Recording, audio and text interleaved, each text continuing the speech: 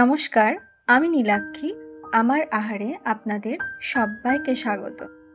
আজ নিয়ে এসেছি চিকেনের খুবই সুস্বাদু একটা রেসিপি, ধনিয়া চিকেন। রুটি, পরোটা বা ফ্রাইড রাইস, পোলাও এসবের সাথে একেবারে জমে যাবে। তো চলুন দেখে নিই।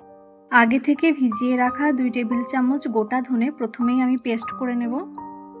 তারপর 100 গ্রাম মতো ধনেপাতা পেস্ট করে নেব।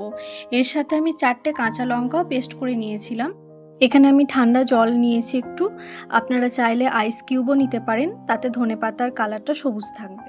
এবার একটা পাত্রের মধ্যে 700 গ্রাম চিকেন নিয়ে নিয়েছি। এর মধ্যে 2 টেবিল চামচ আদা রসুন বাটা, হাফ চা চামচ হলুদ গুঁড়ো, লবণ স্বাদ মতো আর সামান্য পরিমাণ গোলমরিচ গুঁড়ো দিয়ে ভালো করে মেখে নেব।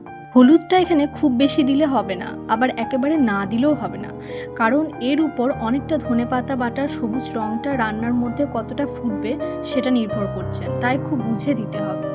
সামান্য একটু লেবুর রসও অ্যাড করে দিলাম। এবার এটা ম্যারিনেট করে রেখে দেবো আধ ঘন্টা। এদিকে আমি 3টে মিডিয়াম সাইজের পেঁয়াজ কেটে নিয়েছি আর হাফ কাপ মতো ফেটানো টক দই নিয়েছি।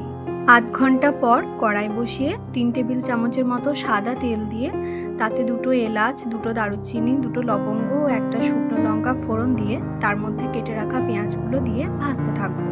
সামান্য একটু লবণ দিলাম যাতে পেঁয়াজগুলো নরম হয়ে যায়।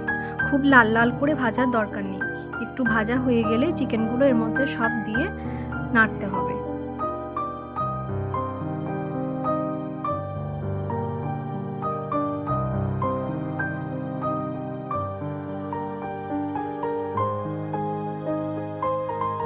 এবার দিয়ে দিলাম 1.5 চা চামচ জিরে গুঁড়ো, 1 চা চামচ চিনি। এরপর ভালো করে নেড়ে গোটা ধনের যে পেস্টটা বানিয়েছিলাম সেটা দিয়ে দিলাম।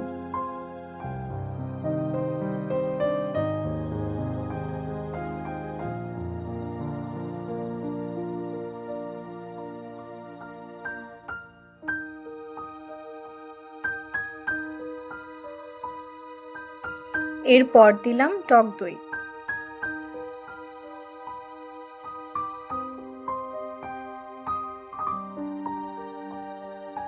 আবার কিছুক্ষণ নেড়ে নেওয়ার পর ধনেপাতার যে পেস্টটা করে রেখেছি ওটা দিয়ে দিলাম। এবার ঢাকা দিয়ে দিয়ে ভালো করে কষাতে থাকবো। আলাদা করে আর জল দেওয়ার এখানে দরকার নেই, ঢাকা দিয়ে কষতে কষতেই সেদ্ধ হয়ে যাবে।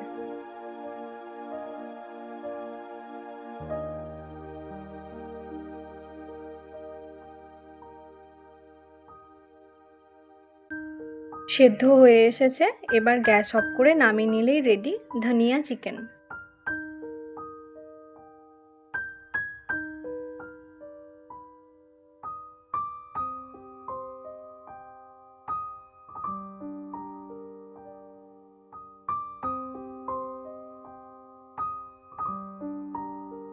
এই রেসিপিটা যদি আপনাদের ভালো লাগে তাহলে অবশ্যই একটা লাইক করে দেবেন। আর আমার চ্যানেলে যদি নতুন হন তাহলে তাড়াতাড়ি সাবস্ক্রাইব করে দিন আর পাশে থাকা বেল আইকনটিও প্রেস করে দিন, যাতে সবার আগে আমার ভিডিও আপনার কাছে পৌঁছে যায়। আসছি আবার পরের একটা রেসিপি নিয়ে। ভালো থাকবেন আর কমেন্টে জানাবেন এটা কেমন লাগলো।